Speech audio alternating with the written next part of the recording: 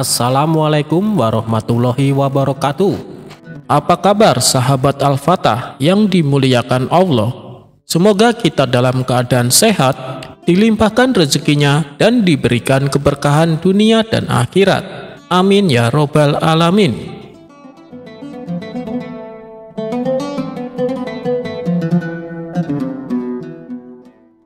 Suatu hari, Abu Nawas pergi ke kampung lain untuk silaturahmi ke sahabatnya yang baru saja membeli rumah.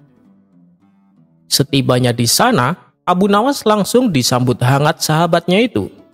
Di sela-sela obrolannya yang seru, Abu Nawas bertanya kepada sahabatnya, "Saya dengar katanya di daerah sini rawan dengan kebanjiran.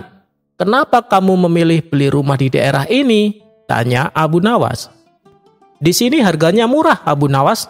Dan soal banjir, tidak usah khawatir. Saya sudah mendatangi orang sakti," jawab sahabatnya itu. "Orang sakti maksudmu bagaimana?" tanya Abu Nawas tak mengerti. "Jadi begini Abu Nawas, sebelum saya membeli rumah ini, saya terlebih dahulu mendatangi orang sakti untuk berkonsultasi. Lalu, oleh orang sakti tersebut, saya diberi jimat berupa minyak ajaib," kata sahabatnya menjelaskan. "Lalu, kau apakan minyak tersebut?" tanya Abu Nawas penasaran. "Sesuai dengan amanah orang sakti yang saya temui, minyak itu saya oleskan di pintu dan jendela rumah. Dengan begitu, air yang akan masuk otomatis akan menyingkir," jawab sahabatnya. Abu Nawas hanya menggeleng-gelengkan kepala mendengar perkataan sahabatnya itu. "Kamu dari dulu masih saja percaya begituan," ucap Abu Nawas. "Buktinya, selama ini rumah saya tidak pernah kebanjiran Abu Nawas," balas sahabatnya itu. Setelah waktu menjelang maghrib, Abu Nawas hendak pamit untuk pulang, namun dicegah oleh sahabatnya. "Menginap di sini saja Abu Nawas, karena sepertinya sebentar lagi akan turun hujan. Nanti kamu malah kehujanan di tengah jalan," tutur sahabatnya. Akhirnya Abu Nawas menuruti ajakan sahabatnya untuk menginap di rumah barunya. Dan benar saja, tidak lama kemudian hujan turun dengan derasnya. Semakin lama hujan turun semakin deras dan tak kunjung berhenti. Samar-samar terdengar teriakan warga disertai dengan kentongan, "Banjir! Banjir!" Abu Nawas yang sempat memejamkan mata segera terbangun karena teriakan tersebut. "Jangan khawatir Abu Nawas, teruskan saja tidurmu. Rumahku ini sudah dipagari oleh minyak ajaib, jadi air tidak akan masuk ke dalam rumahku," kata sahabatnya penuh percaya diri. Namun, tidak berapa lama kemudian, tiba-tiba pintu rumahnya yang terkunci jebol oleh terjangan air banjir. Spontan Abu Nawas tertawa melihat kejadian itu. Mau tak mau mereka pun mengamankan barang-barangnya agar tidak basah oleh air. Setelah banjir dan air mulai surut, Abu Nawas berkata kepada sahabatnya, "Hei kawan, minyak ajaibnya ternyata tidak sakti. Rumahmu masih saja terkena banjir." Sahabatnya membalas, "Iya Abu Nawas, mungkin karena aku mengolesi pintunya kurang banyak." Abu Nawas tertawa geli mendengar alasan sahabatnya itu. "Bukan begitu, justru kamu salah pilih penangkal banjir. Harusnya jangan pakai minyak ajaib," ujar Abu Nawas. "Masa sih Abu Nawas? Lalu penangkal apa yang paling manjur untuk mencegah banjir?" tanya sahabatnya dengan muka serius. "Oh, itu gampang. Pakai saja tongkat Nabi Musa. Kamu taruh tongkatnya di depan pintu rumahmu, pasti air akan menyingkir," jawab Abu Nawas sambil tertawa terpingkal-pingkal. Mendengar jawaban Abu Nawas, sahabatnya itu pun yang awalnya serius menjadi tertawa terpingkal-pingkal.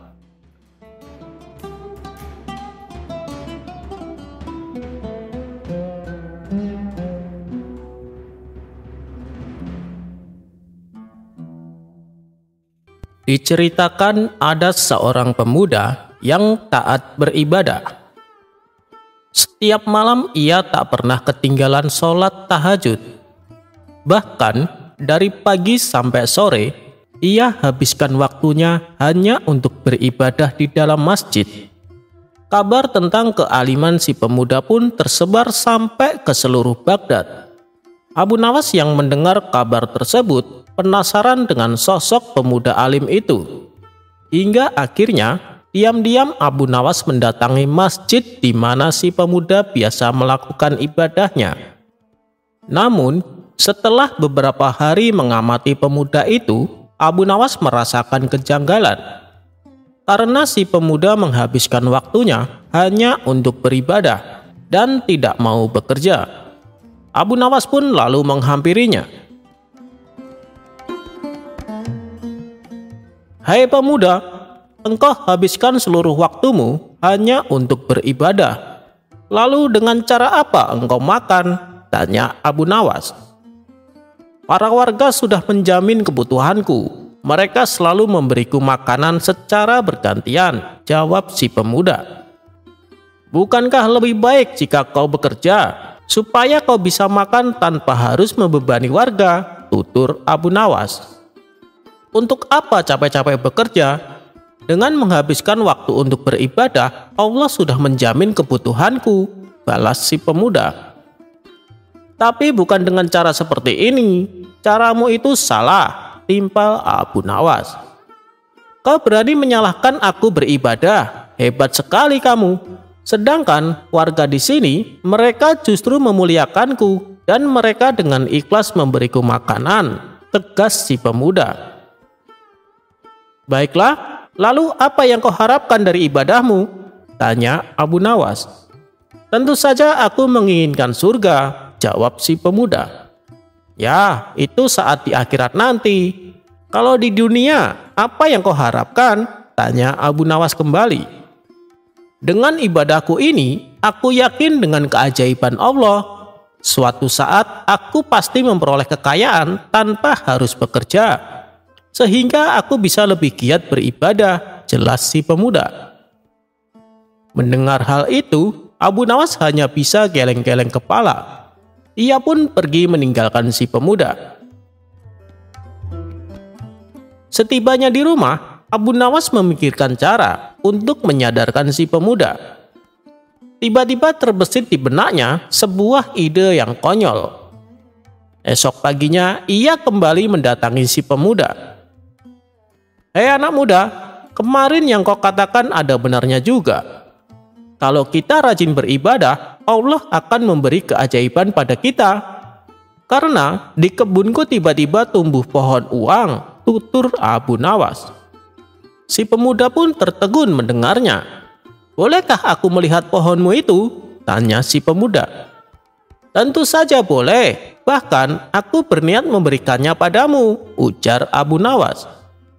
"Benarkah Tuan? Ayo kita ke tempat kebun milik Tuan," ajak si pemuda tak sabar.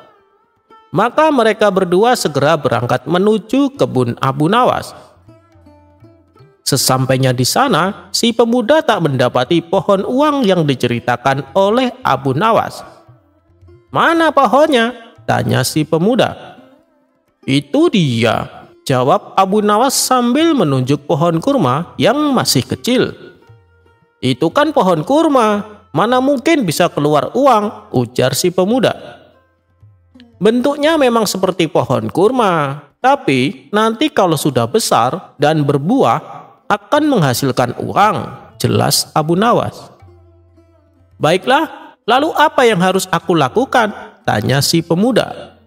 "Kau rawatlah pohon kecil itu supaya menjadi besar. Caranya, kau siram air tiap pagi dan sore," jawab Abu Nawas. Sejak saat itulah si pemuda mulai giat bekerja. Di samping ia tekun beribadah, ia juga rajin merawat pohon kurma. Setelah 6 bulan kemudian, pohon kurma itu pun menjadi besar dan berbuah sangat banyak. Akan tetapi si pemuda merasa kecewa dan berkata kepada Abu Nawas, "Anda pembohong Tuan, saya sudah capek-capek merawat pohon itu, tapi tak ada uang yang keluar," kata si pemuda merasa kesal.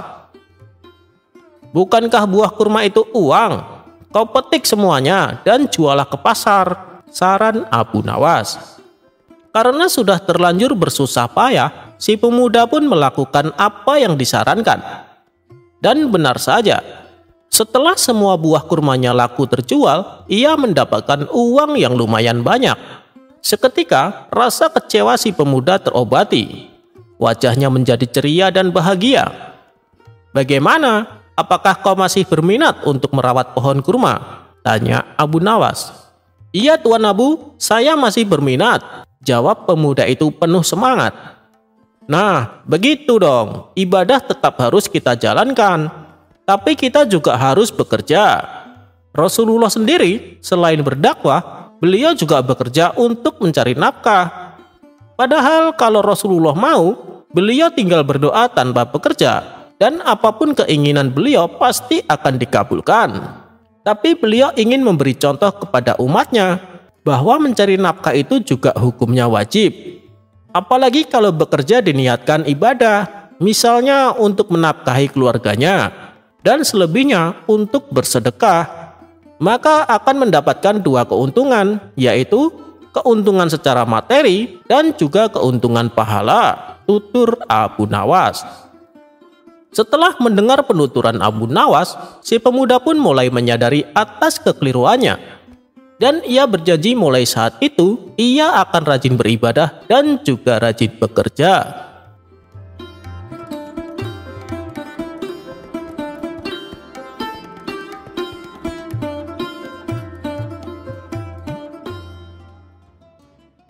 Baginda Raja ingin mengalahkan Abu Nawas. Pasalnya, Abu Nawas yang banyak akal ini selalu lolos dari perangkapnya. Namun, seberapapun banyaknya perangkap-perangkap yang selama ini dibuat oleh sang raja, semua bisa diatasi dengan cara-cara yang cemerlang oleh Abu Nawas. Tapi, Baginda Raja tidak mau putus asa begitu saja.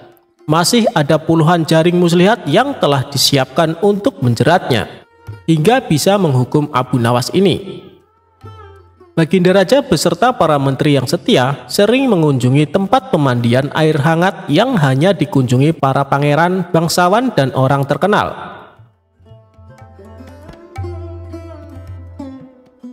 Pada suatu sore yang cerah, ketika Baginda Raja beserta para menterinya berendam di kolam, sang raja tiba-tiba berkata kepada para menterinya,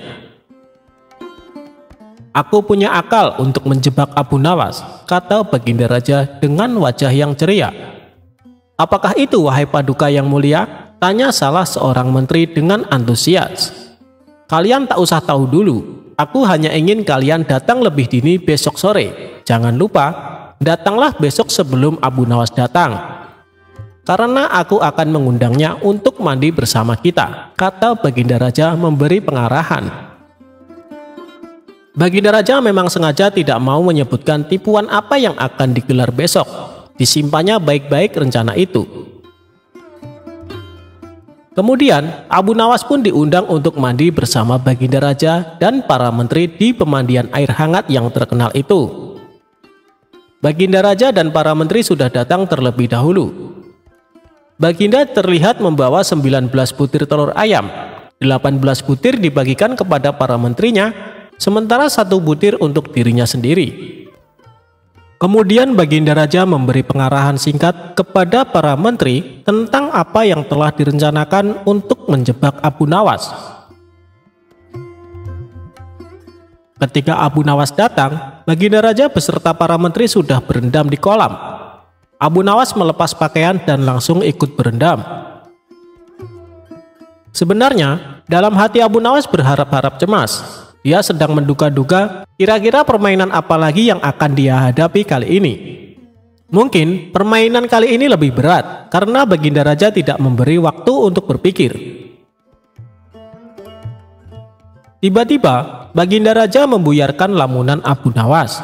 Beliau berkata kepada Abu Nawas, "Hai Abu Nawas, aku mengundangmu mandi bersama karena ingin mengajak engkau ikut dalam permainan kami," kata Baginda Raja. "Permainan apakah itu, Paduka yang mulia?" tanya Abu Nawas belum mengerti. "Kita sekali-sekali melakukan sesuatu yang secara alami hanya bisa dilakukan oleh binatang. Sebagai manusia, kita harus bisa melakukan dengan cara kita masing-masing. kata Baginda Raja sambil tersenyum. Hamba belum mengerti Baginda yang mulia, kata Abu Nawas agak ketakutan. Masing-masing dari kita harus bisa bertelur seperti ayam, dan barang siapa yang tidak bisa bertelur, maka ia harus dihukum, kata Baginda Raja. Abu Nawas tidak bisa berkata apa-apa, wajahnya nampak murung. Dia semakin yakin dirinya tak akan bisa lolos dari lubang jebakan Baginda Raja dengan mudah. Melihat wajah Abu Nawas murung, wajah Baginda Raja semakin berseri-seri. Dia berpikir kali ini jebakannya bakal berhasil. Nah, sekarang apa lagi yang kita tunggu? Kita menyelam lalu naik ke atas sambil menunjukkan telur kita masing-masing, perintah Baginda Raja. Baginda Raja dan para menteri mulai menyelam, kemudian naik ke atas satu persatu dengan membawa sebutir telur ayam. Abu Nawas masih di dalam kolam. Ia tentu saja tidak sempat mempersiapkan telur, karena ia memang tidak tahu kalau ia diharuskan bertelur seperti ayam. Kini Abu Nawas tahu kalau Baginda Raja dan para menteri telah mempersiapkan telur masing-masing satu butir. Karena belum ada seorang manusia pun yang bisa bertelur dan tidak akan pernah ada yang bisa. Karena dadanya mulai terasa sesak, Abu Nawas cepat-cepat muncul ke permukaan, kemudian naik ke atas. Baginda Raja langsung mendekati Abu Nawas. Abu Nawas tampak tenang, bahkan ia berlaku aneh. Tiba-tiba saja ia mengeluarkan suara seperti ayam jantan berkokok keras sekali, sehingga Baginda Raja dan para menterinya merasa heran. Ampun tuanku yang mulia, hamba tidak bisa bertelur seperti Baginda dan para menteri, kata Abu Nawas sambil membungkuk hormat. Kalau begitu engkau harus dihukum, kata Baginda bangga, karena kali ini idenya berhasil. Tunggu dulu wahai tuanku yang mulia, kata Abu Nawas memohon. Apalagi Abu Nawas, kata Baginda Raja tidak sabar. Paduka yang mulia, sebelumnya izinkan hamba membela diri. Sebenarnya kalau hamba mau bertelur, hamba tentu mampu. Tetapi hamba merasa jadi ayam jantan, maka hamba tidak bisa bertelur. Hanya ayam betina saja yang bisa bertelur. Kukuruyuk, kata Abu Nawas dengan membusungkan dada.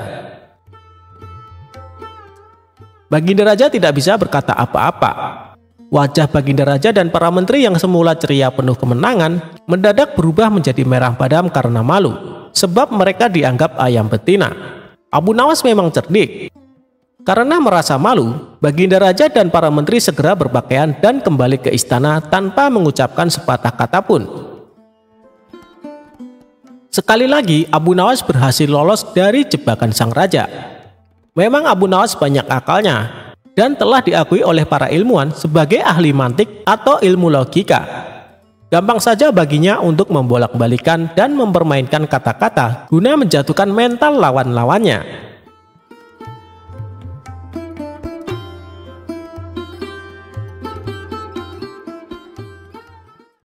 Memanah dengan gaya, Abu Nawas dapat hadiah.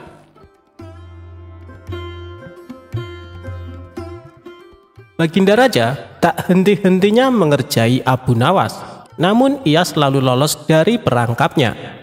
Yang ada malah Baginda Raja sendiri yang menanggung kekalahan.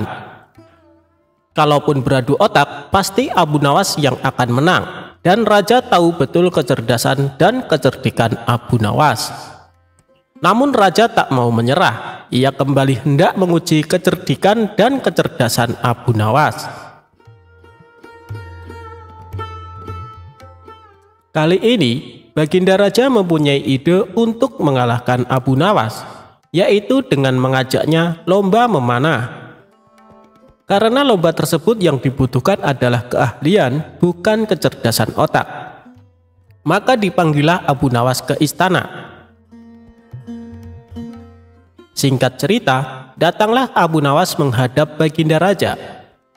Ada gerangan apa paduka memanggil hamba? Tanya Abu Nawas. Jadi begini, aku akan menantangmu untuk lomba memanah Abu Nawas. Apa kamu berani? Tanya Baginda Raja. Tapi paduka, saya kan tidak pandai memanah. jawab Abu Nawas. Jangan khawatir Abu Nawas, kalau kamu berhasil, kamu akan mendapatkan hadiah yang besar, rayu Baginda Raja. Mendengar iming-iming hadiah besar membuat Abu Nawas tergiur. Baik Paduka, saya ikut, saut Abu Nawas. Nah, begitu dong. Tapi lomba ini ada peraturannya Abu Nawas. Kamu hanya boleh memanah 1 kali dan harus tepat mengenai sasaran. Kalau kamu berhasil, kamu akan membawa hadiah besar. Tapi kalau kamu gagal, kamu harus pulang dengan jalan merangkak, jelas Baginda Raja. Waduh, saya masuk perangkap sang raja lagi nih. Sudah tahu kalau saya tidak pandai memanah, tapi dipaksa ikut lomba memanah, batin Abu Nawas dalam hati. Di saat Abu Nawas kebingungan, Baginda Raja berkata, "Hei Abu Nawas, kenapa kamu bingung? Ada hadiah besar menantimu. Ayo kita mulai saja permainannya," ajak Baginda Raja.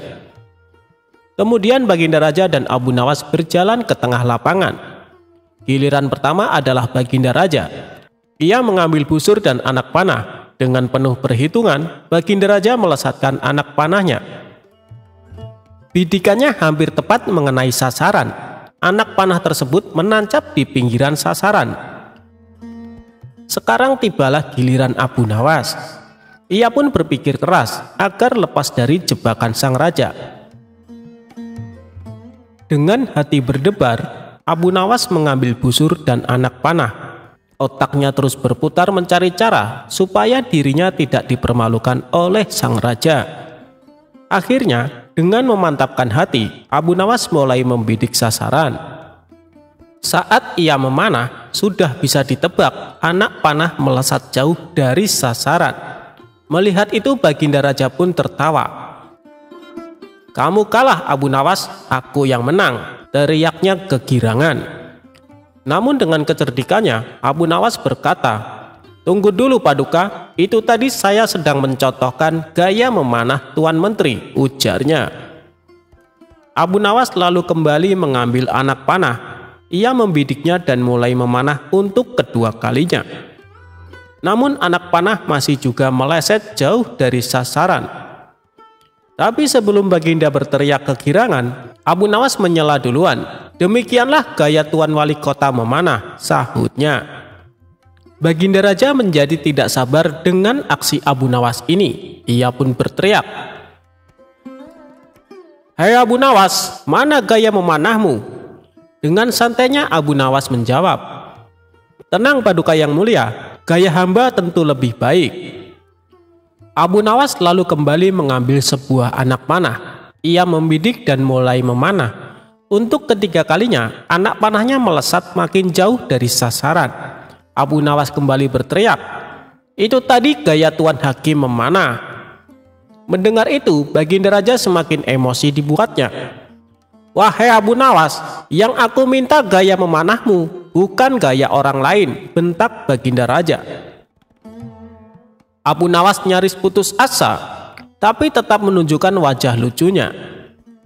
Ini adalah tembakannya untuk yang keempat. Abu Nawas mengambil anak panah dan mulai membidik. Beruntung baginya karena kali ini anak panah secara kebetulan melesat mengenai sasaran. Anak panah menancap di tengah-tengah sasaran, sedangkan anak panah Baginda hanya di pinggiran saja. Abu Nawas pun berteriak dengan kencang, "Inilah gaya Abu Nawas memanah yang mulia. Untuk itu saya tunggu hadiah dari Paduka Raja," kata Abu Nawas kegirangan.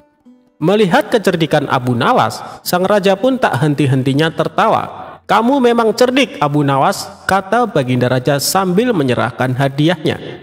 Berkat kecerdikan Abu Nawas, kesempatan memanah yang seharusnya hanya 1 kali bisa menjadi 4 kali.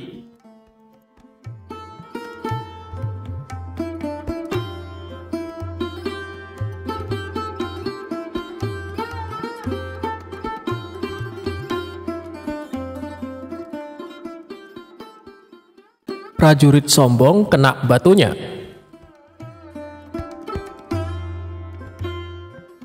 Berawal dari suatu pagi, Abu Nawas sedang duduk-duduk santai di teras rumahnya.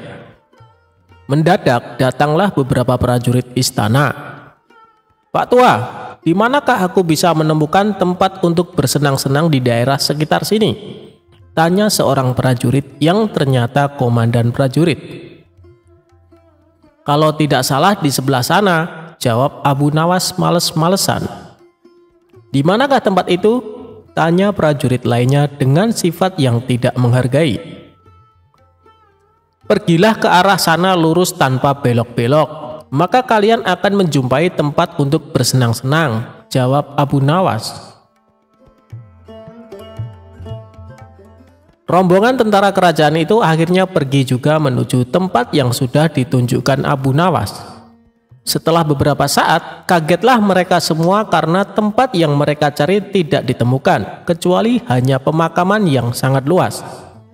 Tentu saja hal ini membuat para prajurit berang karena merasa telah ditipu oleh Abu Nawas. Mereka pun kembali lagi ke tempat Abu Nawas.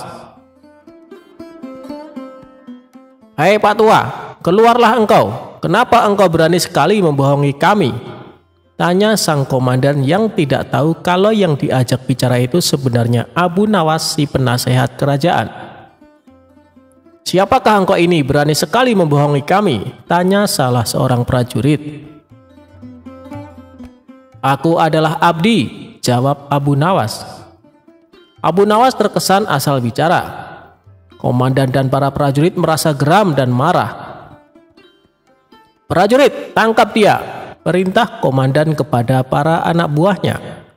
"Engkau akan kubawa ke panglima kami," tambah komandan kepada Abu Nawas. Rupanya Abu Nawas dihadapkan ke panglima kerajaan. "Wahai panglima, kami telah menangkap seorang pembohong yang berani membohongi pasukan kerajaan," kata komandan melaporkan. Panglima bersikap biasa saja. Bahkan dia memerintahkan kepada prajurit untuk melepaskan borgol di tangan Abu Nawas. Komandan dan para prajurit terkejut dan merasa heran. Setelah itu panglima mendekati Abu Nawas. "Tuan, maafkan perbuatan anak buahku ini ya," kata panglima itu dengan sangat sopan. Panglima dan Abu Nawas sudah saling mengenal. Mereka seringkali bertemu ketika sang khalifah mengundang ke istana. Betapa terkejutnya sang komandan dan para prajurit. Perasaan sombong dan congkak yang tadi menyelimuti mereka seakan berubah menjadi rasa takut.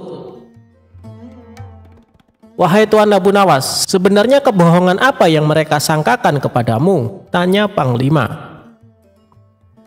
"Wahai panglima, mereka memintaku menunjukkan tempat untuk bersenang-senang. Tentu saja aku tunjukkan kuburan, karena kuburan adalah tempat yang lebih baik bagi orang-orang yang taat kepada Allah Subhanahu wa Ta'ala. Di sana pula dia akan mendapat hidangan yang nikmat dari Allah Subhanahu wa Ta'ala, terbebas dari rasa fitnah dan kejahatan manusia dan makhluk lainnya," jawab Abu Nawas serius. Panglima tersenyum mendengar penjelasan Abu Nawas. Komandan istana lantas buru-buru mendekati Abu Nawas. "Maafkan hamba Tuan Abu Nawas, andai saja hamba mengetahui bahwa Tuan adalah Tuan Abu Nawas, tentu kami tidak akan berani membawa Tuan ke hadapan panglima," kata komandan lagi. "Wahai komandan, apakah aku telah membohongi kalian? Bukankah aku berkata benar?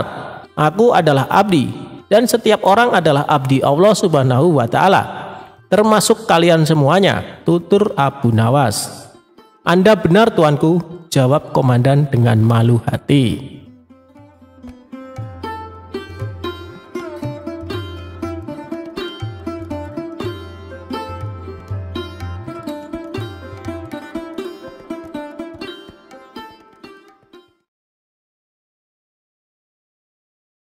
Inisiatif berlebihan bisa membawa celaka. Alkisah tentang Abu Nawas yang pernah bekerja kepada seseorang yang kaya raya, namun orang tersebut enggan membayar zakat dan bersedekah. Abu Nawas ingin majikannya yang kaya raya itu bertobat dan membayar zakat. Sehingga Abu Nawas menjalankan akal cerdiknya agar orang kaya tersebut bisa membayar zakatnya dan bertobat. Pada suatu hari, orang kaya itu memanggil Abu Nawas. "Abu Nawas, engkau ini memang orang baik, jujur serta tekun. Tapi tadi kusuruh kau membeli telur, kenapa lambat sekali melaksanakannya? Kalau kusuruh membeli 3 telur, kenapa kau tidak membelinya sekaligus? Engkau pergi ke warung membawa 1 butir telur, dan kemudian kembali lagi ke warung dan membawa 1 butir telur, dan terus seperti itu hingga membeli 3 telur. Kamu pergi 3 kali ke warung," kata orang kaya itu heran dan kesal. Abu Nawas tersenyum dan menjawab, "Maaf tuan, saya memang salah. Saya tidak akan mengerjakan hal seperti itu lagi," ucap Abu Nawas. Beberapa hari kemudian, majikan Abu Nawas yang kaya raya itu jatuh sakit, dan ia pun menyuruh Abu Nawas memanggil tabib. Ternyata Abu Nawas tidak hanya membawa tabib, tapi juga membawa beberapa orang lainnya. Majikan Abu Nawas yang tengah berbaring itu bertanya, "Aku hanya menyuruhmu memanggil tabib. Beberapa orang itu siapa?" "Begini tuan, tabib biasanya menyuruh meminum obat, jadi saya sekalian membawa tukang obat. Dan tukang obat membutuhkan bahan-bahan obat, jadi saya juga membawakan penjual bahan obat-obatan. Sekaligus saya juga membawa penjual arang, karena biasanya obat direbus menggunakan arang, agar saya tidak bolak-balik seperti membeli telur," kata Abu Nawas. "Dan mungkin tuan juga tidak akan sembuh, kemudian meninggal dunia. Saya juga membawa tukang penggali kubur," lanjut Abu Nawas. Mendengar penjelasan Abu Nawas, sang majikan kaget dan langsung berdiri. Karena teringat akan kematiannya, majikan tersebut menjadi bertobat dan rajin membayar zakat.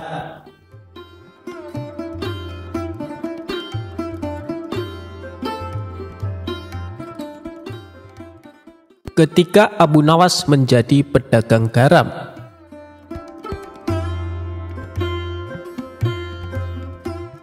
Kisah si cerdas Abu Nawas memang tak ada habisnya. Berbagai tingkah lakunya yang kocak namun syarat ilmu selalu dinantikan dan menarik untuk didengarkan. Kali ini dikisahkan Abu Nawas ingin menjadi pedagang garam. Musim kemarau yang berkepanjangan membuat Abu Nawas bingung untuk bercocok tanam. Sebelumnya ia sudah berusaha menanam kentang. Tapi karena tidak adanya hujan, maka panen kentang yang diperoleh sangat mengecewakan. Tak ingin mengalami kerugian untuk kedua kalinya, hingga akhirnya ia mencoba berusaha menjual garam. Keinginannya itu ia sampaikan kepada istrinya. "Wahai istriku, aku ingin jualan garam. Bagaimana pendapatmu?" kata Abu Nawas. "Berdagang garam itu yang bagus, tapi apa kamu sudah tahu di mana belanja garam yang murah?" tanya istrinya. "Ngapain harus beli? Saya akan mencarinya di laut. Tuhan sudah memberikan secara cuma-cuma, dan tugas kita adalah berusaha," ujar Abu Nawas. Keesokan paginya, Abu Nawas bersiap-siap untuk pergi ke laut. Setelah menempuh perjalanan agak lama, sampailah ia di tepian pantai. Kemudian Abu Nawas berhasil membuat garam selama seminggu lamanya. Air laut dikumpulkan menjadi beberapa tempat. Hari ke-7, Abu Nawas membawa pulang garam-garam tersebut. Namun saat perjalanan pulang, ia melewati sungai dan akhirnya berhenti untuk beristirahat. Abu Nawas meletakkan sekarung garam pada tumpukan kayu. Ia segera mandi lalu memakan buah-buahan di hutan. Abu Nawas pun merasa sangat kenyang, lalu akhirnya rasa kantuk pun mulai menghampirinya. "Bila aku tertidur, nanti garamku bisa dicuri orang. Lebih baik garam ini aku sembunyikan saja dulu," pikir Abu Nawas. Seketika itu, Abu Nawas langsung melihat ke bagian bawah sungai. Ia langsung mengambil sekarung garam dan meletakkannya di sungai. Sesudah selesai, ia kemudian berjalan ke sebuah pohon rindang untuk istirahat.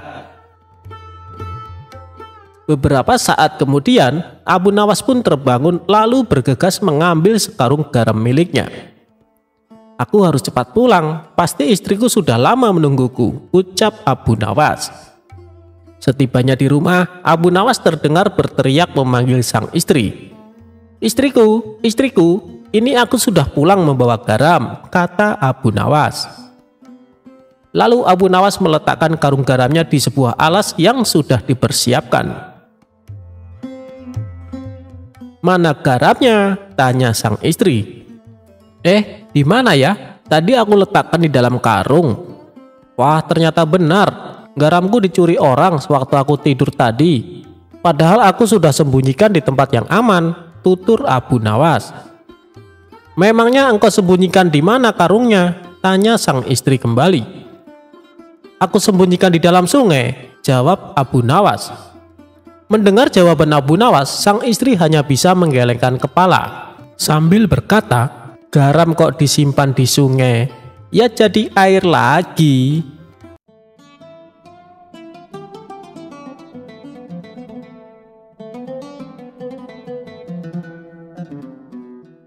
Assalamualaikum warahmatullahi wabarakatuh.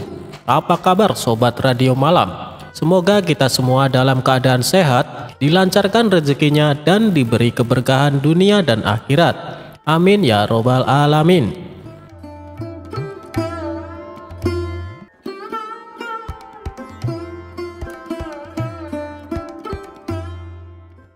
Suatu ketika, saat hujan turun dengan derasnya, Abu Nawas duduk terpaku di dalam rumah. Lalu terbesit di benaknya sebuah sop yang hangat. Alangkah nikmatnya bila suasana dingin begini, aku mempunyai sop yang hangat, pikir Abu Nawas. Sedang enak-enaknya melamun, tiba-tiba terdengar pintu rumahnya diketuk. Abu Nawas pun bergegas bangkit dan membukakan pintu. Ternyata yang datang adalah Abu Jahal. "Ada perlu apa datang kemari?" tanya Abu Nawas. Dengan sedikit malu-malu, Abu Jahal menjawab, "Aku ingin bertanya sesuatu padamu," ujar Abu Jahal. "Oh, silahkan, masuklah, di luar sedang hujan," ajak Abu Nawas. Setelah Abu Jahal dipersilahkan duduk, kemudian Abu Nawas kembali berkata, "Wahai Abu Jahal, apa yang ingin kau tanyakan?" tanya Abu Nawas. "Begini Abu Nawas, suasana hari ini sangat dingin, ditambah dengan turunnya hujan. Tentu akan nikmat sekali bila memakan sop hangat. Kalau boleh, aku memintanya sepiring," pinta Abu Jahal. Mendengar hal itu, Abu Nawas terkejut. Ya Allah, ternyata Abu Jahal bisa mencium isi pikiranku. Mulai sekarang, aku harus berhati-hati bila akan melamunkan sesuatu, pikir Abu Nawas. Sebenarnya, aku berniat untuk memakannya sendiri. Tapi, berhubung kamu sudah mengetahuinya, mau tidak mau, aku harus membagikannya kepadamu, ucap Abu Nawas. Abu Jahal sontak kegirangan mendengarnya. "Terima kasih Abu Nawas," balas Abu Jahal. Abu Jahal pun sudah tak sabar menunggu untuk memakan sop hangat milik Abu Nawas. Akan tetapi, Abu Nawas malah kembali duduk dan melamun. Tentu saja tingkah Abu Nawas ini membuat Abu Jahal kebingungan. "Abu Nawas, mana sopnya? Aku sudah tidak sabar nih. Kamu malah melamun," kata Abu Jahal. "Sini Abu Jahal, duduklah di sampingku dan kita melamun bersama-sama. Membayangkan makan sop hangat," timpal Abu Nawas.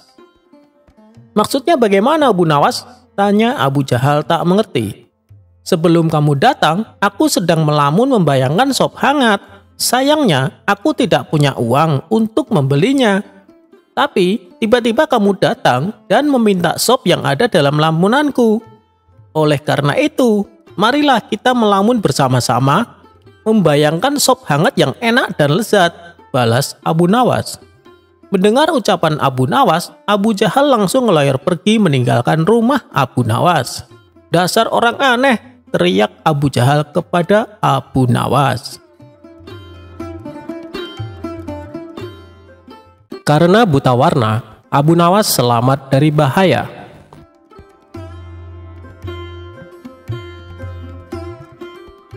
Pada suatu hari, sang menteri akan mengadakan pesta yang hanya dihadiri oleh orang-orang pilihan. Guna menambah semaraknya suasana pesta, Tuan Menteri tidak lupa mengundang Abu Nawas.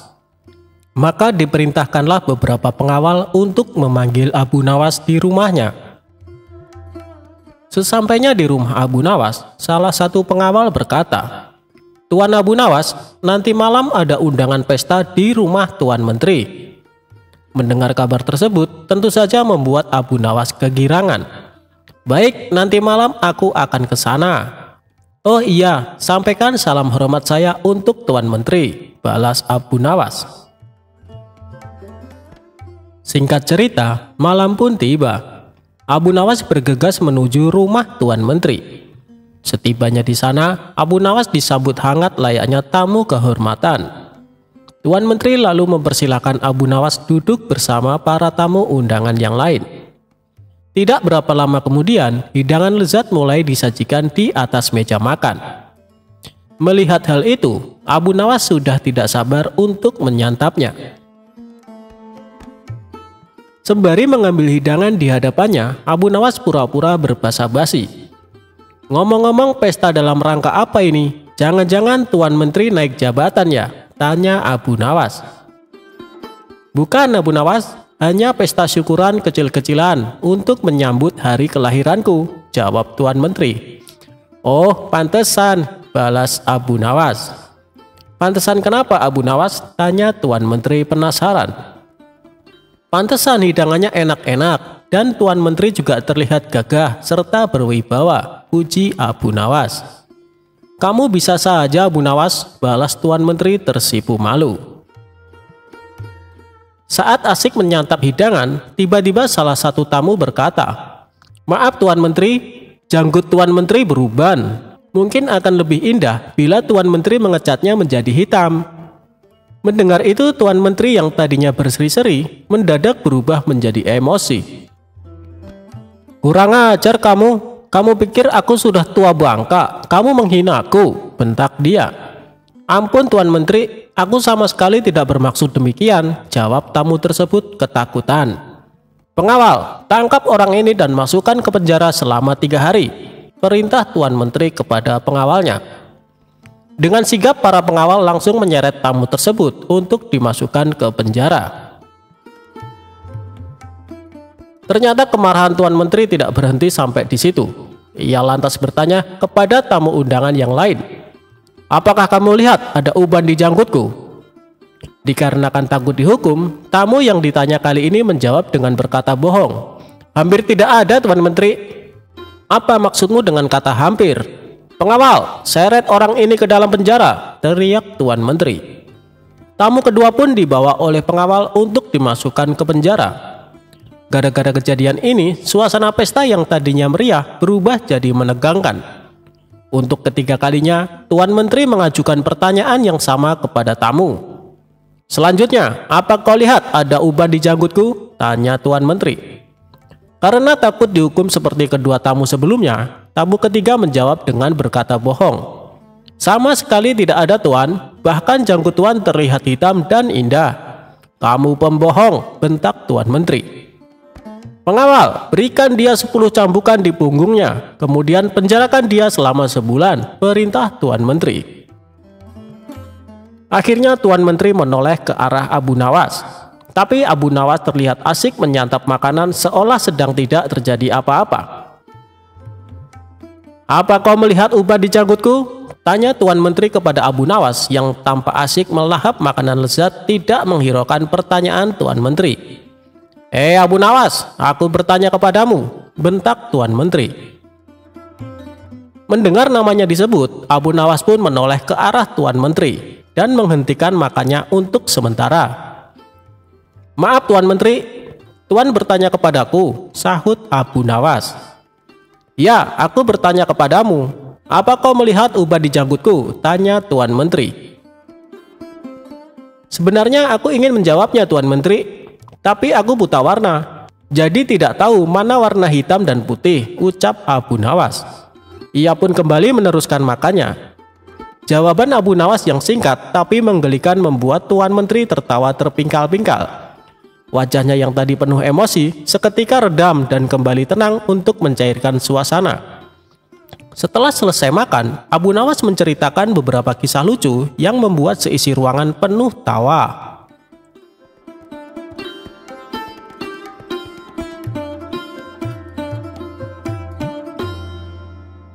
Ketika Abu Nawas jawab pertanyaan, siapa pencipta Tuhan? Kala itu di kota Baghdad tengah gempar oleh kehadiran orang asing. Persoalannya bukan pada orangnya, melainkan orang asing tersebut tidak mempercayai adanya Tuhan. Bukan hanya itu, ia juga menantang orang-orang Muslim untuk berdebat dengannya terkait keberadaan Tuhan. Kabar ini pun tersebar sampai ke telinga Baginda Raja. Karena dianggap membuat resah masyarakat, orang asing ini lalu dipanggil ke istana. "Apa tujuanmu membuat onar di negeri kami?" tanya Baginda Raja. Orang asing ini pun menjawab, "Untuk apa aku bertuhan kalau tidak bisa menjawab pertanyaanku?" Kemudian Baginda Raja bertanya kembali, "Apakah kamu tidak percaya adanya Tuhan?" Dengan tegas dan percaya diri, orang asing ini menjawab, "Tentu saja saya tidak percaya adanya Tuhan, dan saya juga tidak percaya adanya akhirat." Mendengar jawaban tersebut, Baginda Raja sempat terkejut. "Tetapi saya dan rakyatku percaya adanya Tuhan, berarti keyakinan kita berbeda, jadi jangan ganggu rakyatku." Kalau Baginda Raja percaya adanya Tuhan, bisakah Baginda menjawab 3 pertanyaanku? Pertanyaan pertama, orang Islam yakin bahwa dunia dan isinya adalah ciptaan Allah. Lalu, siapa yang menciptakan Allah? Bukankah sesuatu yang ada pasti ada penciptanya? Pertanyaan kedua, katanya di dalam surga manusia tidak akan buang air besar, sedangkan mereka makan dan minum tiap hari. Bagaimana mungkin ini bisa terjadi? Padahal segala sesuatu yang akan dimasukkan pasti akan keluar. Pertanyaan ketiga, orang Islam meyakini bahwa setan terbuat dari api. Tapi katanya setan akan disiksa dengan api neraka. Mana mungkin api bisa menyakiti api? Mendengar pertanyaan orang asing tersebut, Baginda Raja hanya terdiam. Bisa saja Baginda Raja menjawabnya berdasarkan hadis dan Al-Quran. Tetapi yang dihadapi adalah orang yang tidak percaya adanya Tuhan. Maka dijawabnya harus dengan logika. Kemudian salah satu menterinya membisikkan kepada Baginda Raja. Menteri tersebut berkata, "Baginda, kalau soal seperti ini, serahkan saja kepada Abu Nawas. Ia pasti bisa menjawab segala pertanyaan yang diajukan orang asing ini." Maka tak lama kemudian dipanggillah Abu Nawas ke istana. Setelah dijelaskan mengenai pertanyaan orang asing yang tidak percaya Tuhan ini, Abu Nawas pun duduk di hadapan orang asing tersebut. Abu Nawas kemudian berkata, "Silakan, apa yang ingin kau tanyakan?" Pertanyaannya pun sama, seperti pertanyaan yang diajukan kepada Baginda Raja, yakni siapa pencipta Tuhan? Mendengar pertanyaan itu, Abu Nawas kemudian berkata, "Anda pasti tahu kalau kami selaku orang Islam mengakui hanya ada satu Tuhan. Kita istilahkan saja Tuhan dengan angka 1. Sekarang gantian aku yang bertanya. Angka 3 berasal dari angka berapa?" tanya Abu Nawas. "Angka 3 berasal dari angka 2 ditambah 1, jawab orang asing tersebut. "Tepat sekali. Kalau angka 2 berasal dari angka berapa?" "Angka 2 berasal dari angka 1 ditambah 1. "Ya, benar." Sekarang, kalau angka 1 sendiri berasal dari angka berapa? Orang asing tersebut kaget dengan pertanyaan itu. Ia hanya terdiam tak bisa menjawabnya. Kemudian Abu Nawas berkata, pada intinya, semua angka pasti ada awalnya. Entah itu angka 5, angka 4, ataupun angka 10. Dan angka-angka tersebut diibaratkan alam semesta ciptaan Allah. Apabila kamu bertanya siapa yang menciptakan Allah, sama halnya saya bertanya dari mana angka 1 itu ada. Kamu pasti tidak akan bisa menjawabnya. Orang asing itu pun langsung terdiam dan merenungi kata-kata Abu Nawas. Untuk jawabanmu yang pertama masuk akal juga. Sekarang untuk pertanyaan kedua. Bagaimana mungkin manusia bisa tidak buang air besar di surga? Abu Nawas kemudian menjawab, selama kamu dalam kandungan rahim ibumu, tentunya kamu makan dan minum. Karena menurut ilmu medis, seorang janin memakan sesuatu yang dimakan ibunya. Lalu, ketika kamu dalam kandungan ibumu selama 9 bulan, apakah kamu pernah buang air besar? Untuk kedua kalinya pertanyaan itu bisa dipatahkan oleh Abu Nawas. Sekarang pertanyaan terakhir. Bagaimana mungkin api bisa menyakiti api? Sebelum pertanyaan terakhir aku jawab, ujar Abu Nawas, kita harus berjanji. Kamu tidak boleh marah. Tentu saja, saya tidak akan marah, jawab orang asing tersebut. Tiba-tiba, Abu Nawas menampar pipi orang asing itu dengan sangat keras. Hei, apa-apaan ini? Kalau tidak bisa menjawab, jangan emosi dong, ujar orang asing itu. Siapa yang emosi? Jawab Abu Nawas. Itu tadi adalah jawaban saya.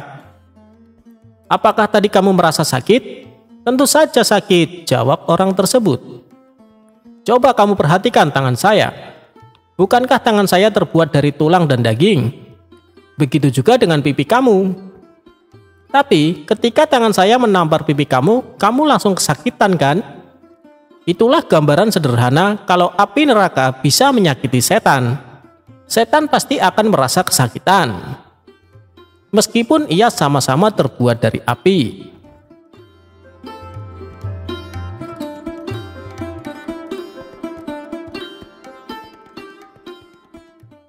Abu Nawas menguji seorang penyair.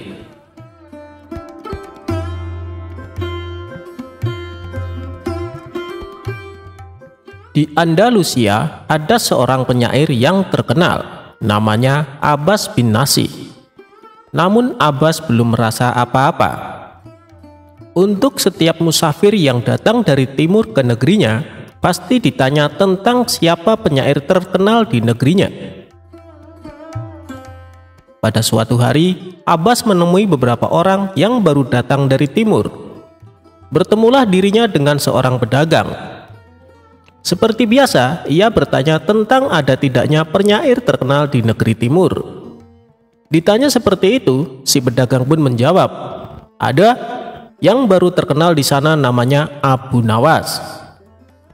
Mendengar hal tersebut, Abbas bergegas menuju Baghdad. Sesampainya di kota tersebut, ia segera mencari rumah Abu Nawas. Ternyata Abu Nawas tinggal di istana kecil yang dijaga beberapa penjaga. Bersama dengan sastrawan lainnya, Abbas kemudian diperbolehkan masuk. Sesampainya di sana, ia mengambil tempat duduk yang paling pojok. Setelah menunggu sejenak, Abu Nawas pun muncul. Tak dinanya, Abu Nawas langsung menghampiri Abbas. Siapa kamu? Sepertinya datang dari jauh, ucap Abu Nawas. Pertanyaan tersebut sedikit mengagetkan Abbas, yang kemudian menjawabnya dengan merendah. Saya hanya seorang peminat sastra. Dialog pun berlanjut. Selamat datang di kota Baghdad, ujar Abu Nawas. Mendengar hal tersebut, Abbas mengucapkan terima kasih atas penerimaan Abu Nawas. Anda datang dari mana? Tanya Abu Nawas. Saya datang dari Andalusia, jawab Abbas. Mendengar jawaban tersebut, pembicaraannya pun menjadi semakin seru. Sebagai peminat sastra, tentu engkau hafal sedikit tentang puisi Al-Masih, tanya Abu Nawas. Ya, jawab Abbas. "Bacalah, aku ingin mendengarnya," ucap Abu Nawas. Maka Abbas pun membaca beberapa puisi karya penyair tersebut. Namun tidak hanya sampai di situ. Abu Nawas juga menyuruh Abbas membaca karya Bakar Al-Kanani dan Abu Al-Ajrab. Setelah selesai, Abu Nawas berkata, "Kamu kenal penyair besar bernama Abbas bin Nasih?" "Kenal," jawab Abbas dengan sedikit kaget. "Bacalah beberapa karyanya," ujar Abu Nawas. Maka Abbas segera membaca beberapa karyanya dengan penuh semangat. Setelah selesai, Abu Nawas berkata, "Aku yakin kamu adalah Abbas bin Nasih." Kemudian Abu Nawas beranjak dari kursinya dan memeluk Abbas bin Nasih dengan berkata, "Maafkan aku." Tentu saja perkataan Abu Nawas itu mengagetkan yang hadir. Bagaimana bisa Abu Nawas mengetahui yang membaca puisi Abbas adalah pengarangnya sendiri? Hingga ada seseorang yang bertanya kepadanya, "Wahai Abu Nawas, bagaimana Anda mengenal bahwa orang tersebut adalah Abbas bin Nasih?" Dengan enteng Abu Nawas menjawab, "Sederhana saja. Ketika ia membaca puisi karya orang lain, sikap dan gerak-geriknya seenaknya saja. Tetapi ketika membaca puisi karyanya sendiri, tampak ia sangat bersemangat. Itu yang membuatku yakin bahwa ia adalah Abbas bin Nasih."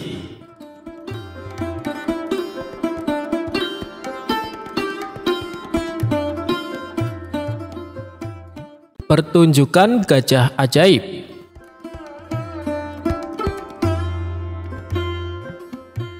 Abu Nawas merupakan salah satu tokoh yang sangat dikenal dalam kisah 1001 Malam. Ia digambarkan sebagai pria cerdas, lucu, dan banyak akal. Banyak sekali cerita lucu dari kehidupan Abu Nawas. Salah satu cerita lucu Abu Nawas yang mengundang gelak tawa adalah ketika ia menipu seekor gajah. Kisah ini menceritakan tentang bagaimana Abu Nawas mencari cara agar bisa menaklukkan binatang bertubuh besar tersebut. Bukan tanpa alasan, Abu Nawas melakukannya untuk mendapatkan keuntungan. Karenanya ia tak segan untuk menipu gajah tersebut. Dikisahkan pada suatu hari Abu Nawas keluar dari rumahnya untuk berjalan-jalan. Kemudian ia bertanya kepada seorang kawan yang kebetulan berjumpa di tengah jalan. "Hei, ada kerumunan apa di sana?" tanya Abu Nawas. "Di sana sedang ada pertunjukan keliling yang melibatkan gajah ajaib," jawab kawan Abu Nawas. "Apa yang dimaksud gajah ajaib itu?" tanya Abu Nawas kembali. "Gajah yang bisa mengerti bahasa manusia, dan yang lebih menakjubkan, gajah itu hanya mau tunduk kepada pemiliknya saja," jawab kawan Abu Nawas. Abu Nawas semakin tertarik. Ia tidak sabar ingin menyaksikan kecerdikan gajah ajaib tersebut. Hingga Abu Nawas berada di tengah kerumunan penonton yang ingin menyaksikan. Karena banyaknya penonton yang ingin menyaksikan pertunjukan tersebut, sang pemilik gajah dengan bangga menawarkan hadiah yang cukup besar bagi siapa saja yang sanggup membuat gajah itu mengangguk-angguk. Tidak heran banyak di antara para penonton yang ingin mencoba untuk maju satu persatu. Mereka berupaya dengan banyak cara untuk membuat gajah itu mengangguk-angguk. Tetapi yang mereka lakukan sia-sia. Gajah itu tetap menggelengkan kepalanya. Melihat kegigihan gajah itu, Abu Nawas semakin penasaran, hingga ia pun maju untuk mencoba. Setelah berhadapan dengan sang gajah tersebut, Abu Nawas bertanya kepada sang gajah, "Tahukah kamu siapa aku ini?" Gajah pun menggeleng. "Apakah engkau tidak tahu siapa aku?" tanya Abu Nawas lagi. Namun gajah itu tetap menggelengkan kepalanya. "Apa engkau takut kepada tuanmu?" tanya Abu Nawas memancing. Gajah itu mulai ragu. "Bila engkau tetap diam, maka aku akan laporkan kepada tuanmu," lanjut Abu Nawas mengancam. Akhirnya gajah itu terpaksa mengangguk-angguk. Atas keberhasilan Abu Nawas ini, ia pun berhak mendapatkan hadiah berupa sejumlah uang. Setelah itu, pemilik gajah sangat marah hingga memukuli binatang malang itu. Pemilik gajah itu malu bukan kepalang.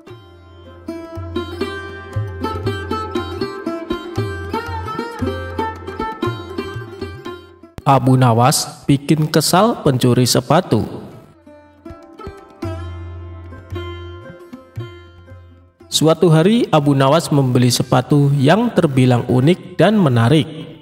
Saat pergi ke masjid, ada seseorang yang selalu mengamati sepatu barunya tersebut. Dia adalah pencuri yang menginginkan sepatu Abu Nawas. Si pencuri diam-diam mengikuti Abu Nawas dari belakang. Mengetahui sepatunya jadi incaran, Abu Nawas pun langsung waspada. Sesampainya di masjid, Abu Nawas terpaksa memakai sepatu barunya itu ke dalam masjid. Melihat hal itu, sang pencuri menjadi kesal. "Waduh, aku tidak bisa mencuri sepatunya," gumam pencuri itu. Setelah selesai, Abu Nawas bergegas pulang. Baru beberapa langkah keluar masjid, pencuri itu memanggilnya. "Hei Abu Nawas, sholatmu tidak sah karena memakai sepatu," kata pencuri itu. "Lebih baik kau ulangi sholatmu dan lepaskan sepatumu," sambung pencuri tadi. "Biarkan saja, kalaupun aku tidak memperoleh pahala sholatku, setidaknya aku masih memperoleh sepatu baruku," jawab Abu Nawas. Mendengar hal itu, si pencuri merasa terkejut. Ternyata Abu Nawas sudah mengetahui niatnya. Pencuri itu pun cepat-cepat meninggalkan Abu Nawas.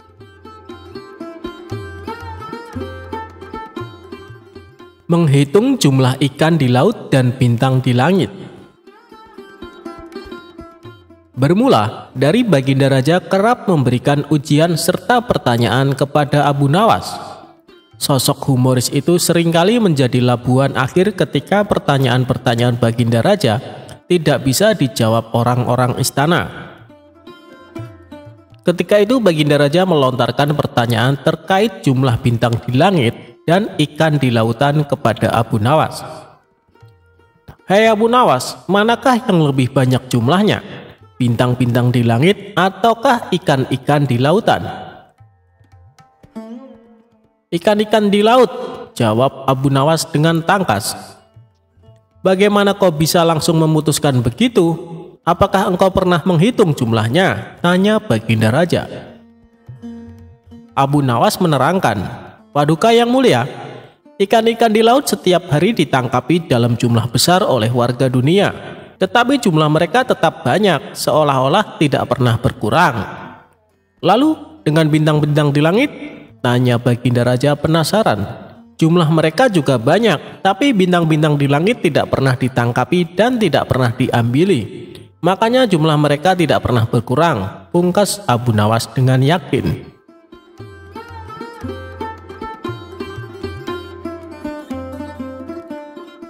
Abu Nawas ajak pencuri menginap di masjid. Abu Nawas mengerjai balik pencuri yang beraksi di rumahnya. Pria pencuri itu melakukannya dengan cara lain karena tahu Abu Nawas susah dikerjai. Sebelum datang ke rumah Abu Nawas, si pencuri memikirkan banyak strategi. Sesampainya di rumah targetnya, pria tersebut langsung mengetuk pintu rumah Abu Nawas dan mengucapkan salam. Kemudian sang pemilik rumah membuka pintunya dan menjawab salam. Ketika pintu dibuka, Abu Nawas bingung lantaran tidak mengenal pria asing yang datang ke rumahnya itu. "Kamu siapa? Ada keperluan apa malam-malam datang ke rumahku?" tanya Abu Nawas. Berbekal ide yang sudah disiapkan sebelumnya, pria itu menjawab dengan hal yang tidak masuk akal. Berharap misinya berhasil mencuri di rumah Abu Nawas dengan dalih bahwa dirinya adalah menantu Tuhan. Ia juga meminta Abu Nawas mengizinkan dirinya menginap 1 malam. Terlebih lagi Abu Nawas sangat taat kepada Allah Subhanahu wa Ta'ala.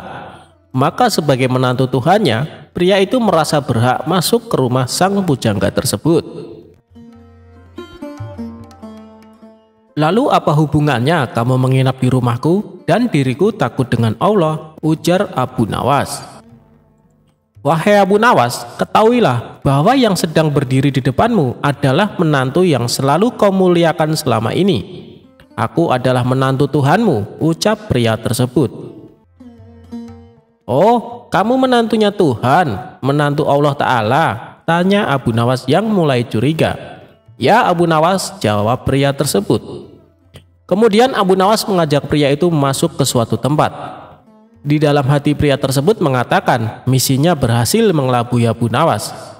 Ternyata Abu Nawas mengajaknya ke masjid dan mempersilahkan pria itu tidur di dalamnya. Pencuri tersebut kaget dan bertanya, mengapa ia diajak ke tempat ini? "Tadi kan kau bilang menantu Allah Subhanahu wa Ta'ala, dan masjid adalah rumah Allah, jadi silahkan menginap di rumah mertuamu," tukasnya.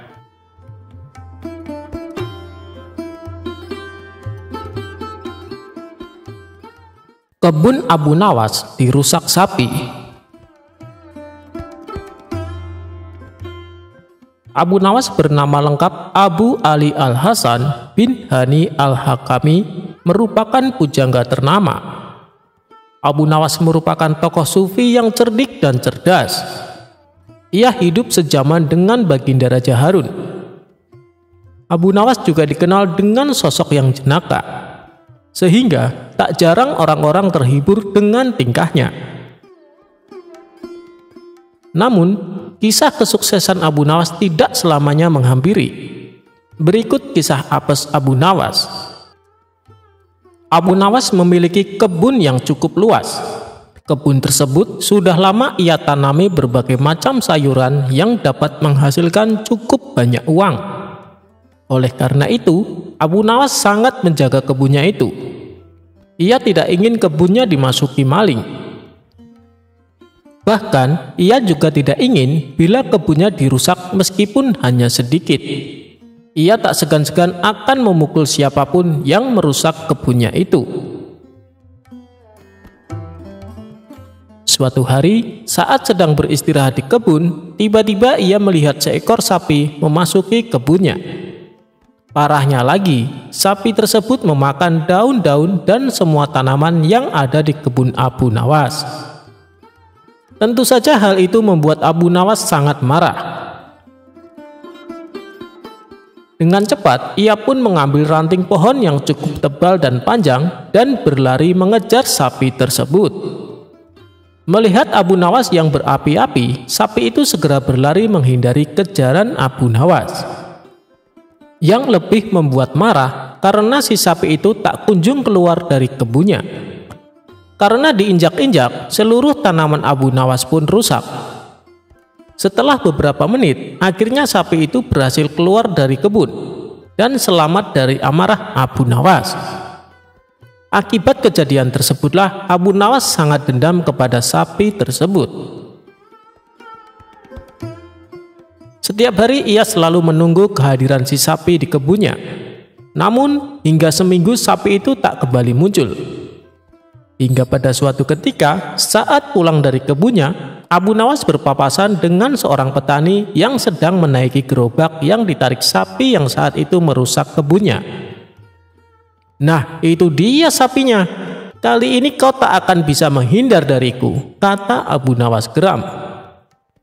Tanpa bertanya lagi, Abu Nawas segera mengambil ranting pohon dan memukul sapi tersebut berkali-kali. Sapi itu hanya bisa pasrah.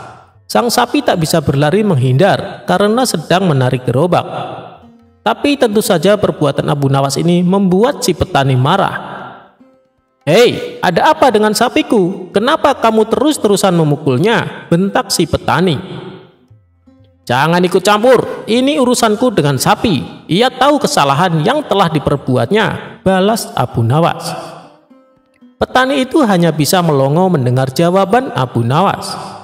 Setelah puas memukul sapi itu, Abu Nawas lalu pergi meninggalkan sapi dan si petani. "Dasar orang gila," gerutu sang petani. Petani itu pun kemudian melanjutkan perjalanannya. Itulah kisah unik Abu Nawas yang bikin geleng-geleng kepala.